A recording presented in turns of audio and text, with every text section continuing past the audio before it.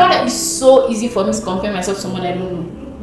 How old is this person again? I'm not check. This person 25, 24, 23. And they're doing all these things. I'm like, what am I doing with my life here? And sometimes again, you might be delaying your own self, but you think that that's where God will have you be. You're stealing someone else's flaw. So you have to train yourself to be happy for people. Alright, so what would you say to someone who is feeling less of themselves right now because of where they think they are in comparison to where they think they should be? Hi guys, welcome to my YouTube channel and welcome to episode 4 of 20s Uncensored. My name is 𝗧𝗰𝗵 and I'm your host for today. In today's episode, we have the one, the only, the special Doreen. Hi guys. Hi guys. Thank you for tuning in today. I'm her guest for today.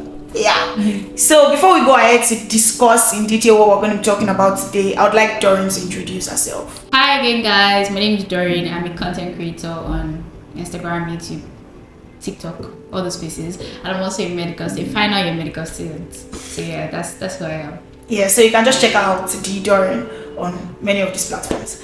So in today's episode, we're going to be talking about jealousy, comparison, and envy as regards friendship, especially when you feel like the people around you are doing better than you, and then you begin to feel like you are backwards, and you begin to compare yourselves to those people. We're just going to be discussing in detail all of that in today's video. So get your juice, get your popcorn, and let's go.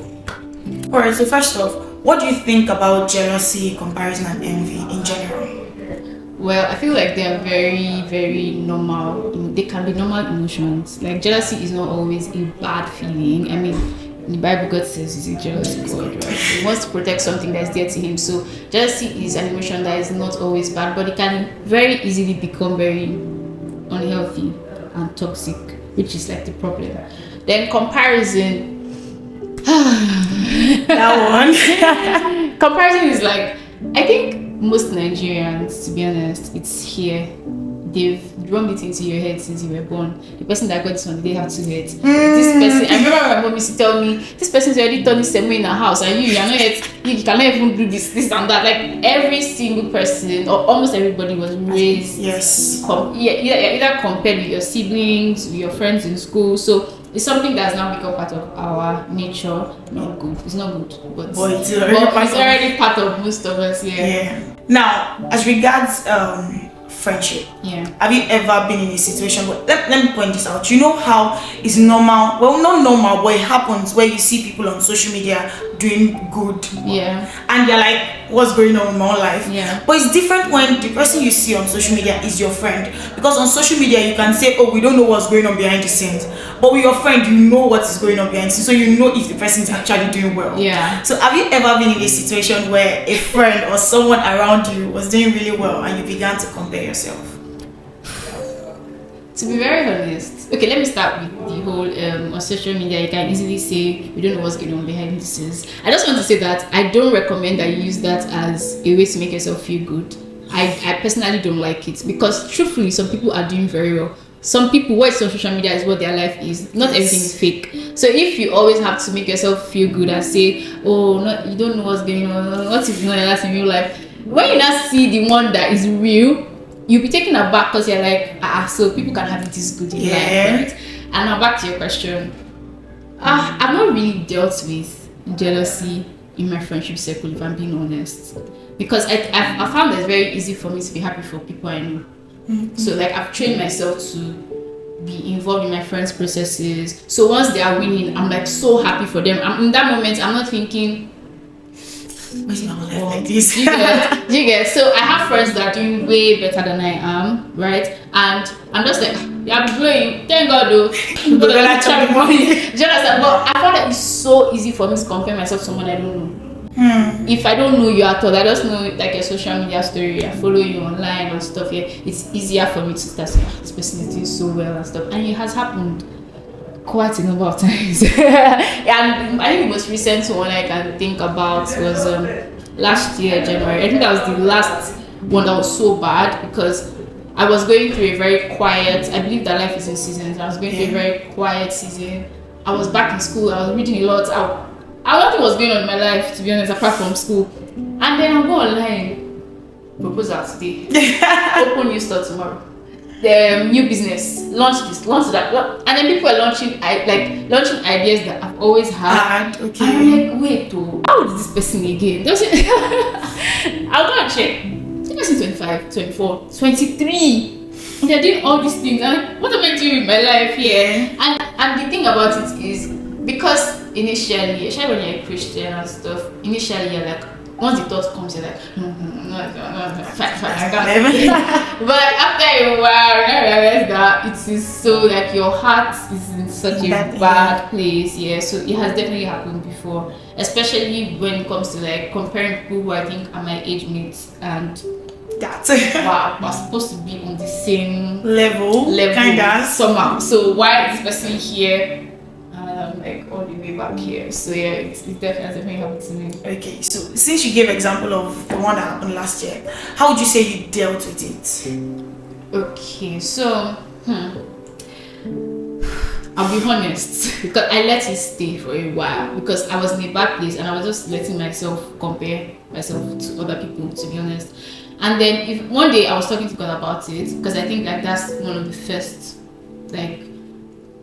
pointers to like, oh, you want to get out of this thing, talk to God about it. If you're a Christian and you pray often, it might not necessarily be a 1 hour prayer, like Jesus name, praying in tongues and everything, right? But you should have moments where you're just conversing, you're just talking to God like he's your friend, or you're journaling. And I'm writing these things down. And one day, God literally said, stop looking at, like, I know that it might feel like it's counterproductive, but all I would do is go on Insta story and I'll view it. So I'm moving. And every single day, I wasn't posting online, but I was feeding on their Insta stories so much. I knew what was happening with everybody. Like, I wasn't doing anything for myself. I was just feeding on everybody's stories, making myself feel worse. And one day, God literally said, stop. Like, you don't have to do that. And because sometimes you feel like maybe if I get used to it, if I see it often, it will stop paining me. But sometimes when you focus too much on other people's lives, you can't really see what's going on in your life. Yeah, because you are just seeing this person got a car, this person got a this. Me, I've not got anything. Do you understand? So when you focus too much on other people's lives, you can't really see where you are winning. You can't really see where God is blessing you. So sometimes that's okay. I need to stop and to take it away from my face. It's also, I mean, I've heard people say stuff like, if you are getting jealous of someone, you can block them on Instagram. I don't know how I feel about it, to be honest. I don't know how I feel about it. Personally, I wouldn't do that. Block. I wouldn't unfollow someone because I don't think I've unfollowed anyone. I don't think I'll unfollow someone because I'm comparing. It's not that serious, to be honest. But I know there's situations where people have to, like, they're very serious. I've heard someone say she was looking for a child, she had miscarriages, right? On and on and on. And then she started seeing this woman who was, I think she was just having back-to-back pregnancies, you know, posting mommy content and stuff. And because of where she was, she had to unfollow the people that were posting mommy content because he was making her feel some type of way. So she was. I think that was okay. So yeah, so there are times when it's kind of valid. Like maybe you need to take this thing out of your face. But again, what now happens when it's your friend, when it's your cousin, when it's your sister? Like there's some things you can't take away from your face. So you have to learn how to deal with it while it's still in your face. So actually, what do you do when it is in your face and you have to take it? I don't know. I would say that again, I don't really have much experience with jealousy with my friends. Yeah. But if the friend is close enough, I think a conversation is good. To tell the person. Actually, I don't know because if my friend comes to say, Doreen, I'm jealous of you. I feel like first off, you won't know what to say. Yeah, I think it's a very. Then you'll be very confused. Should I stop showing this person some of my results? Should I still when you want to give a testimony, you're like, what to feel like? I guess it's going to be a very confusing place to be. Yeah, I don't think that's the conversation to have. But again, I'm not an expert in. I've heard someone say, pray for the person. Like when you are jealous of someone and you compare yourself, pray for that person, and then maybe even gift the person something, and then your heart, you just see that your heart becomes better towards that person. It works like what? It works like what? Because last year I remember I had to. Recently I was looking at my journal and I saw where I was like, pray for. I'm not gonna say her name. Yeah. Pray for so and so, because I just realized that she's someone I love so much. She's even older than me.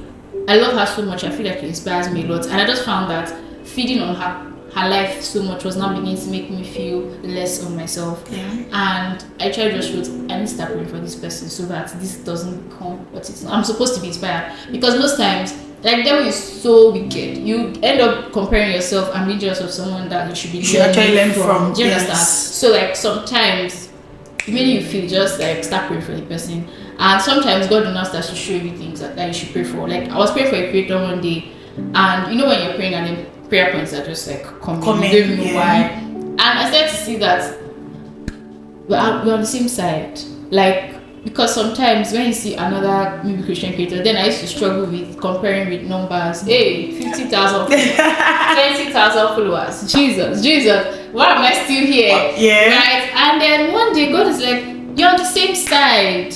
It's not you versus her. Both of you are for me. You're doing the same thing. So once anybody is winning, I'm winning. So you don't that's need, what is most important. That's what is most important. As long as the person is doing good content too, you guys are on a team. Like obviously not literal team, but like you get. So that was very, very like eye-opening. So these days when I feel the negative thoughts coming towards someone that I know, I'm like on the same side. This person starts a podcast. Oh my god, I always want to start a podcast. But if another podcast exists for people to listen to, we're winning. Do you understand? Like, so it's fine regardless. Yeah. Alright, so what would you say to someone who is feeling less of themselves right now because of where they think they are in comparison to where they think they should be? I'd say first off, try to understand your situation in context. It's something I learned from my friend recently. Anytime I'll talk about, oh, I feel like I should be doing this and doing that, it's like, understand your context. For example, I'm a student, right? I'm a medical student and everything. There are so many limits that I have. Yeah. Like, there are some things I can't do. There's a certain kind of content that I may want to do, I may have the ideas for, but I just cannot execute right now because of my context. Do you understand? Yeah. So always try to put your life in context. Don't just look at someone who is your age doing something and just think, I'm supposed to be exactly here at the same time. Sometimes this person doesn't even live in Nigeria. Like they're in the UK, so you cannot. It's not even a good measure. It's an unfair way to compare yourself, right? This person is in a state where there's always light, everywhere is aesthetic enough. You know, you have to first pay money for this, look for angle, pray for it's even unfair sometimes. Sometimes we compare ourselves in such an unfair way. So sometimes put your life in context and understand your limitations and embrace them. It's something that is really hard for me because I like to feel like nothing can limit me in this life. I can't do all, I mean, we can, but there are certain seasons where you have limitations. Yeah. So embrace it. Right now, okay, my job, I can't even afford this. So that's okay, right? Then after that, because that doesn't solve the problem sometimes, I'd say train yourself to be happy for people, because it's a very good training. Sometimes if you notice that your first default response to someone winning is a negative one, it's anger, it's comparison, it's hate, then you need to do a heart check. You need to trace where's this coming from, and it's not good. Like, you actually have to deal with it. So you have to train yourself to be happy for people. And one way you can do this is at every point congratulate people, give compliments, even when it's not business. Somebody said, oh, I opened you, oh my god, congratulations, I'm really happy for you. Even when you can't feel in that moment, you're not feeling great, still say it. Someone looks nice. It can be simple as someone got a new wig. Guy, your hair is fine, you look so good. Like, train yourself to be happy for people. That's your first response to things, so that no matter what you hear, you're not moved. Like, not everybody's win has to affect your emotions. Yeah. Then another thing I'd say that is one of like my, I'll say like statements that guides my life is, someone else's progress is not an indication of how well your life is going. That's because I'll use Instagram because that's something you can understand, right? Someone has 20k followers does not mean that you that has 10k is doing badly. Yeah. Someone does someone's win does not mean, oh, I'm losing. Not doing well. Do you understand? She won does not mean I'm losing. She can win and I'm also winning, but on different paths. You're winning in your path, she's winning on her path. So it is not this versus this versus this versus. So just because, it looks like everybody's winning according to a particular metric and you're not there yet, does not mean you're failing at life. Sometimes you're right where God will have you, but it will look like you're backwards. Like someone always uses, I think it's my pastor actually, our pastor, uses this example of, if Joseph and David were friends. Yeah. Right? Joseph looked like his life just kept going back from pit to Potiphar's house to prison. Like, meanwhile, David went from grass to grace, from shepherd and musician to soldier to king. Do you understand? Eventually, they both became rulers.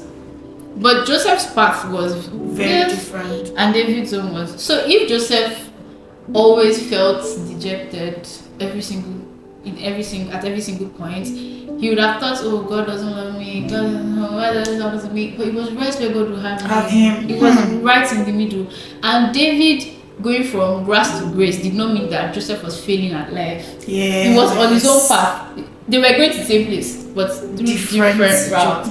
So it's something to understand. And another thing is, what are your metrics for success?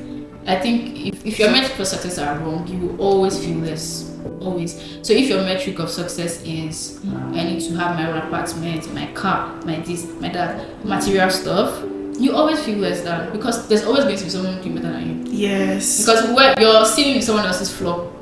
So when you think, oh, if I just make this money, that's where someone is. That's somebody's broke. Yes. Do you understand? And then even when you get there, you want more. Yes, destinations never end. There's always something else. That's the way life is. So you have to measure success the right way. And my measure of success is, am I doing what God says I should do? Am I right where He wants me to be? Once I'm there, I'm good. Right? And sometimes again, you might be delaying your own self, but you think that that's where God will have you be. Right? So sometimes things are not happening for you, and you're like, well, at least I'm in the middle of at least I'm in the middle of God's plan. Sometimes that's not God's plan. Sometimes God's plan is for you to actually get up and do stuff, do work. Like, you're not supposed to be here, right? And that's where your devotion and you walking with God intimately comes in. I think it all ties together. So if you walk with God intimately, at every point you do a check-in. Am I on track? Is there something I'm supposed to be doing right now that I'm not doing? And when you get that assurance from God that actually you're right where I want you to be, you're doing the right thing, nobody else matters.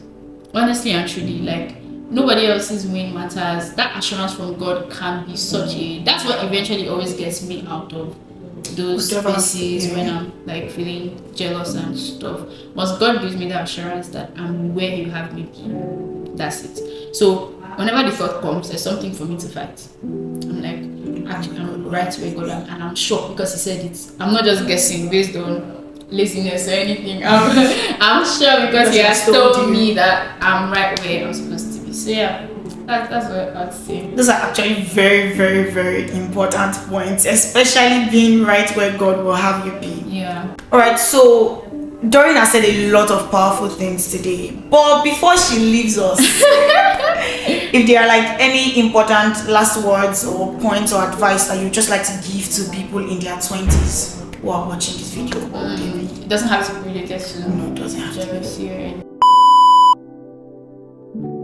Say, get self-aware early. Start your self-awareness journey early.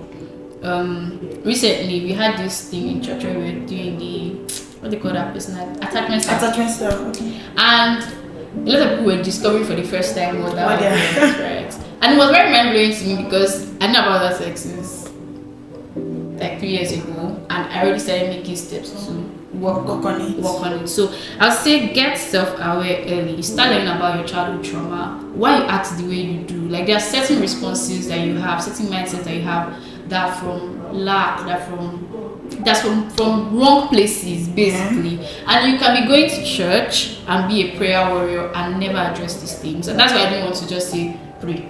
Yeah. Because you can be doing all those things and you never deal with these things. So get self-aware early. Start paying attention to the way you act, the way you think, and start working towards changing it. I think that if you do all that work in your 20s, your 30s will just be, because now you're a very healthy version of yourself, right? Because when you're a teenager, you're just floating, so